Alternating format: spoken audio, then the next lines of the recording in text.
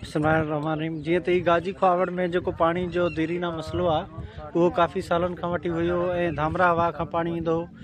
हुन लाइ ख़ुशख़बरी आहे त जेको असांजो एक्सीएन आहे कंबर जो फ्याज़ कोलाची साहब जी कोशिशनि सां हीअ जेका स्कीम खानमंद खाड़ में शुरू कई वई आहे। हूं त स्कीम पुराणी हुई पर काफ़ी सालनि खां वठी नाकार हुई। नई स्कीम खणी आयो ऐं पंहिंजो ही वापडा वग़ैरह नई यानी ट्रांसफार्म 50 वारो नओं लॻायो वियो आहे ऐं सॼी मशीनरी जेका हिते वाल लॻाए विया आहिनि ऐं हिन सां गॾोगॾु ही सॼो पाइप हिन में तव्हां ॾिसी सघो था।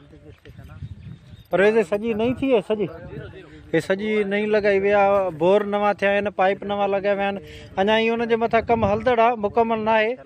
इहो सुभाणे हुनजो इफ़्तिताह थियण वारो आहे। इहा हिकिड़ी वॾी ख़ुशख़बरी आहे गाजी खाड़ वासियुनि लाइ।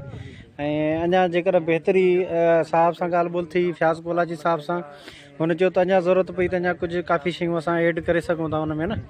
सो शहरनि सां वेही करे मसइला या साफ़ी दोस्त आहिनि, सोशल समाजी वर्कर जेके आहिनि उन सां वेही असां मसइला हल कराईंदासीं इंशाल्लाह। सो हे सॼो तमामु बहितरीनु कमु थियण वञे पियो।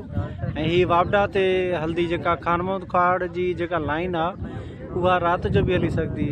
छाजे कारण त धामरा वाह वारो जेको पाणी आहे उहो सिर्फ़ु ॾींहं जो हलंदो आहे सोलर प्लेटुनि ते। उते बिजली मौजूदु न आहे ऐं हिते सिर्फ़ु सुबुह जो ॾींहं जो हलाईंदा आहिनि, सुबुह खां शाम ताईं जेतिरे ताईं मोटर हली सघनि सोलर प्लेटूं या उते इंजन डीज़ल जी रखियल आहे। बाक़ी हीअ जेका आहे हिते पहिरियां त जेका बिजली आहे उहा फिट कई पई वञे, सॼी लाइनूं इहे नयूं हई पियूं वञनि मिस्त्री हुनजा। ऐं हुन सां गॾोगॾु जेकर ज़रूरत पई हुननि जो जेको पब्लिक हेल्थ इंतिज़ामिया चए थी त ज़रूरत पई त असां हिते डीज़ल इंजन बि रखे सघूं था। पर फ़िलहालु सॼी इंस्टॉलमेंट हिननि जी फ़िलहालु वापडा ते आहे। हे मोटर वोटर फिट कया विया आहिनि, हुन ते कमु हले थो। मिस्त्री हींअर मौजूदु आहिनि, ॿाहिरि कमु कनि पिया। हे सॼो हुनजो सेटअप थिए पियो। हे मोटर वग़ैरह फिट कया विया आहिनि। बोर न लॻो आहे हिते, सॼी पाइप लाइन नई थी आहे हिते। घणे हेॾ आस पार जो जेको आहे मोटर लॻल आहे ऐं लाइन घणी इंच आंदी आहे? 6 इंच जी जेका लाइन आहे उहा खानमंद खाड़ खां गाजी जी तरफ़ वेंदी ऐं उहा ॾींहं जो बि हलाईंदा, राति जो बि हलाईंदा, माना ज़रूरत मुताबिक़। छाजे कारण त हिननि वटि 2 लाइनूं थी वियूं, हिकु धामरा वाह वारी थी हुई लाइन ऐं ॿी खानमंद खाड़ में। पोइ ज़रूरत मुताबिक़ उहो इंतिज़ामिया जी मर्ज़ी आहे त खानमंद खाड़ हलाइनि या धामरा वाह हलाइनि। पर कोशिशि हुनजी आहे त ॾींहं जो उते बि मिठो पाणी आहे धामरा वारो, त ॾींहं जो जेका आहे लाइन धामरा जी हली सघे, जेतिरा कलाक हले त हलंदी। जॾहिं उहा बंदि थींदी त उन खां पोइ वरी इहे स्टार्ट थींदी। यानी ही वॾी ॻाल्हि इहा आहे त राति जो बि पाणी हलंदो, ॾींहं सां गॾोगॾु हाणे राति जो बि पाणी हलाईंदा। हाणे वॾी ॻाल्हि इहा आहे।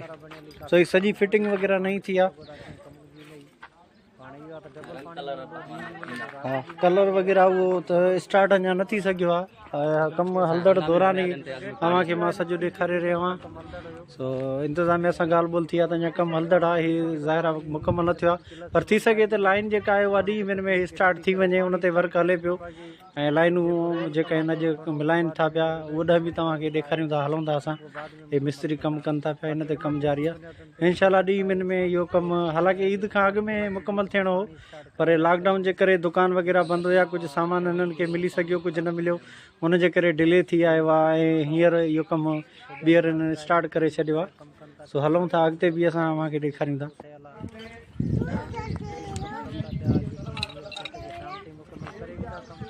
में